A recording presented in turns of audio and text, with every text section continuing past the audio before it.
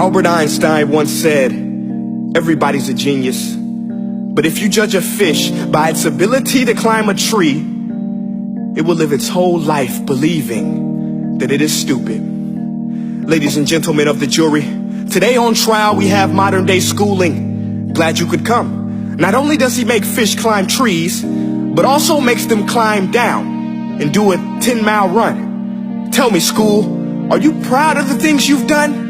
Turning millions of people into robots, do you find that fun? Do you realize how many kids relate to that fish swimming upstream in class, never finding their gifts, thinking they are stupid, believing they are useless? Well, the time has come, no more excuses. I call school to the stand and accuse him of killing creativity, individuality, and being intellectually abusive. He's an ancient institution that has outlived his usage. So, Your Honor, this concludes my opening statement, and if I may present the evidence of my case, I will prove it. Proceed. Exhibit A. Here's a modern day phone. Recognize it? Here's a phone from 150 years ago. Big difference, right? Stay with me. Here's a car from today, and here's a car from 150 years ago. Big difference, right? Well, get this. Here's a classroom of today, and here's a class we used 150 years ago. Now ain't that a shame? In literally more than a century, nothing has changed. Yet you claim to prepare students for the future? But with evidence like that, I must ask, do you prepare students for the future or the past?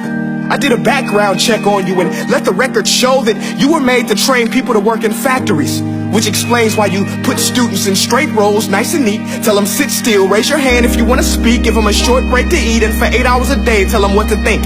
Oh, and make them compete to get an A letter which determines product quality, hence grade A of meat. I get it. Back then, times were different. We all have a past. I myself am no Gandhi. But today, we don't need to make robot zombies. The world has progressed. And now we need people who think creatively, innovatively, critically, independently, with the ability to connect. See, every scientist will tell you that no two brains are the same. And every parent with 2 or more children will confirm that claim.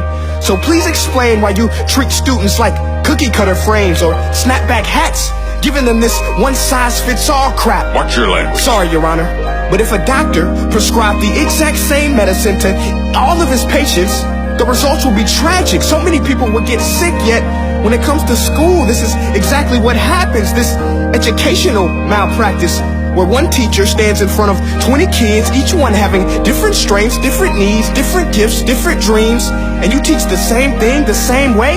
That's horrific.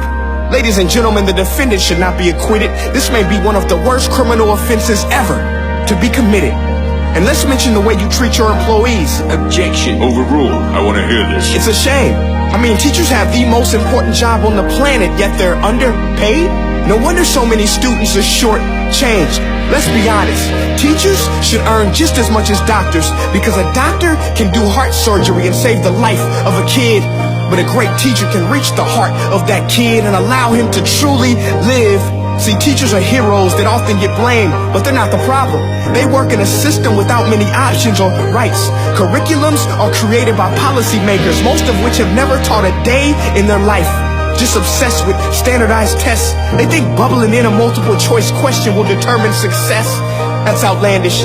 In fact, these tests are too cruel to be used and should be abandoned, but don't take my word for it.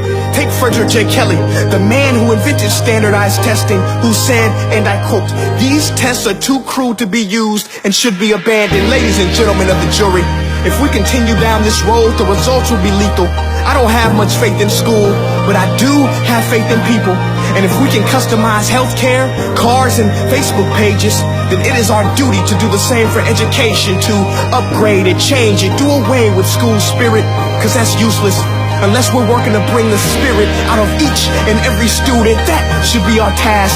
No more Common Core. Instead, let's reach the core of every heart in every class. Sure, math is important, but no more than art or dance. Let's give every gift an equal chance. I know this sounds like a dream, but countries like Finland are doing impressive things. They have shorter school days. Teachers make a decent wage. Homework is non-existent, and they focus on collaboration instead of competition. But here's the kicker, boys and girls.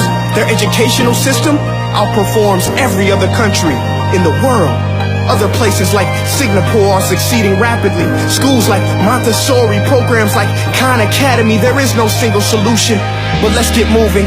Because while students may be 20% of our population, they are 100% of our future. So let's attend to their dreams, and there's no telling what we can achieve. This is a world in which I believe, a world where fish are no longer forced to climb trees. I'll rest my case.